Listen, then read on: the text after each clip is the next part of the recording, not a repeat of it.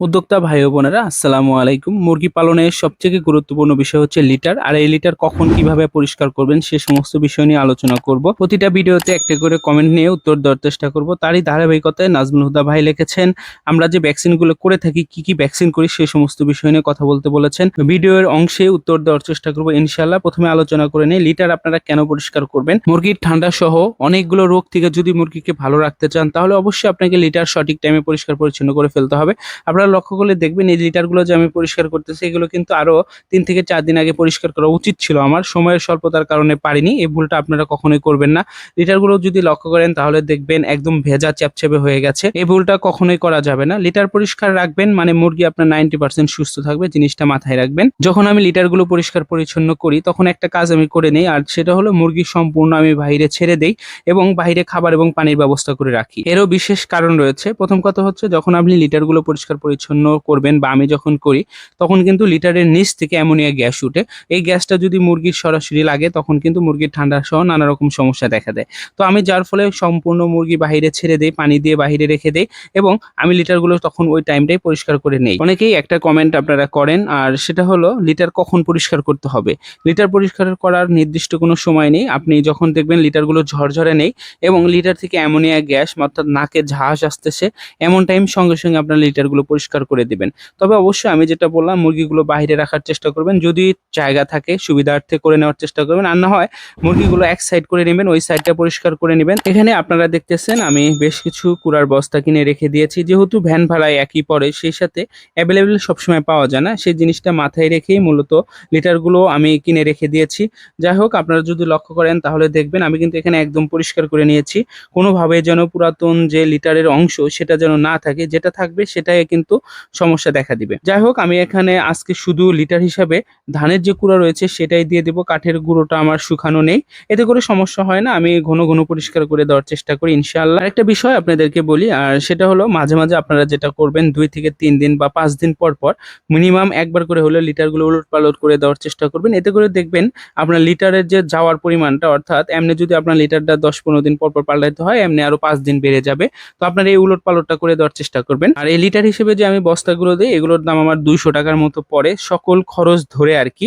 আর আগে আরো কম দামে কিনতে পারতাম, ১০০ টাকার কমেও পাওয়া যেত।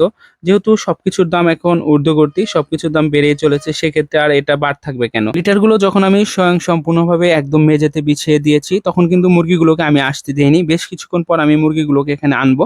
এর বিশেষ কারণ হচ্ছে লিটারে থাকা অতি ক্ষুদ্র একদম পাউডারের মতো যে গুঁড়াগুলো থাকে সেগুলো উড়ে মুরগির নাকে মুখে যায় এবং ঠান্ডা সহ নানা রকম সমস্যা দেখা দেয়, যার ফলে হাসি কাশি বৃদ্ধি পায়। তো যাই হোক আপনারা লিটার পরিষ্কার যখন করবেন তখন মুরগিটা বাইরে রাখার চেষ্টা করবেন এবং নতুন করে যখন লিটারগুলো দিয়ে দেবেন ঠিক তখনও আপনারা মুরগিগুলোকে বাইরে রাখার চেষ্টা করবেন। আমি যে কথাগুলো বলতেছি অনেক কথা আপনাদের কাছে বেশি মনে হলেও আসলে গুরুত্বপূর্ণ বিষয়গুলো আমি তুলে ধরার চেষ্টা করেছি আপনাদের মাঝে। এবার আসা যাক সেই কাঙ্ক্ষিত কমেন্টের উত্তর দিতে। আমি মুরগি পালনের ক্ষেত্রে কতগুলো ভ্যাকসিন দিতে হয় সে বিষয় নিয়ে প্রশ্ন করেছিলেন নাজমুল হুদা ভাই, অর্থাৎ কমেন্ট করেছিলেন।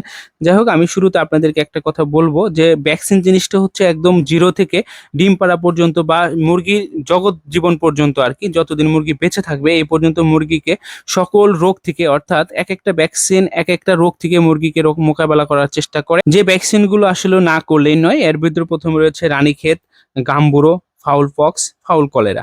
তো এগুলো ভ্যাকসিন আপনাকে অবশ্যই করে যেতে হবে। তো অবশ্যই সময়কাল রয়েছে, যেমন আপনি ছোট সময় অর্থাৎ জিরো থেকে ডিম পাড়ার আগ পর্যন্ত যে ভ্যাকসিনগুলো করবেন পরবর্তীতে কিন্তু এই ভ্যাকসিনগুলো করতে হবে না। যারা ডিমের মুরগি পালন করে থাকি বা যারা ডিমের মুরগি পালন করে থাকেন আপনারা যেটা করতে পারেন সেটা হলো রানীক্ষেতের যে ভ্যাকসিনটা আছে ২ মাস অন্তর অন্তর করে যেতে হয়। রানের মাংসে RDB আর কি সরকারি হিসাবে বলতে গেলে। তো এই ভ্যাকসিনটা আপনারা সবসময় করে যাওয়ার চেষ্টা করবেন। আর ভ্যাকসিন বিষয় নিয়ে আসলে সম্পূর্ণ ভিডিও আমার চ্যানেলে দেওয়া আছে। এখানে বলতে গেলে ভিডিওটা আসলে অনেক বড় হবে, সেক্ষেত্রে আপনারা যদি আরো কিছু জানতে চান ভ্যাকসিন সম্পর্কে কখন কোনটা করতে হয় কিভাবে আমি নতুন করে ভিডিও দিতে পারি আপনারা অবশ্যই কমেন্ট করে জানাবেন। আমি সেইভাবে যথাযথ একটা ভিডিও তৈরি করার চেষ্টা করবো ইনশাআল্লাহ। আপনারা যদি ভিডিওতে লক্ষ্য করেন দেখবেন মুরগিগুলো কিন্তু খুব স্বাচ্ছন্দ্যভাবে লিটারগুলোকে এলোমেলো করতেছে, উলটপালট করে দিতেছে। এটা কিন্তু তাদের একটা আনন্দ। তো এই আনন্দ দিয়ে যদি আপনারা মুরগি পালন করতে পারেন তাহলে আপনাদের মুরগি 100% সুস্থ থাকবে। লিটারকে অবশ্যই আপনারা প্রাধান্য দেওয়ার চেষ্টা করবেন। আজকে মূলত আপনাদের সাথে তুলে ধরার চেষ্টা করেছি এই বিষয়টা বিষয়টায় লিটার কিভাবে পরিষ্কার করবেন আপনারা, আপনাদেরকে একটা বিষয় দেখাই। আমি যখন লিটারগুলো পরিষ্কার করে দিয়ে দিলাম, ঠিক ওই মুহূর্তে মুরগিগুলো যাওয়ার পূর্বে আমি দেখি একটা ডিম পেড়েছে, আলহামদুলিল্লাহ। এবং নিচে মুরগিগুলো ডিম পাড়তে বসে পড়েছে, যেটা আসলে একটা ভালো লাগার দিক। ভিডিওতে অনেক কথা বলি আপনাদের মাঝে, কথায় কোনো ভুল হলে আমি বারবার আপনাদেরকে একটা কথা বলি, অবশ্যই ক্ষমার দৃষ্টিতে দেখে নেবেন। এখনো যারা আমার চ্যানেলটা সাবস্ক্রাইব করেনি, প্লিজ সাবস্ক্রাইব করে দিবেন। আপনারা যে কোনো বিষয়ে কমেন্ট করতে পারেন, যেভাবে আমি উত্তর দেওয়ার চেষ্টা করবো ইনশাল্লাহ। ভালো থাকবেন সবাই, আসসালামু আলাইকুম।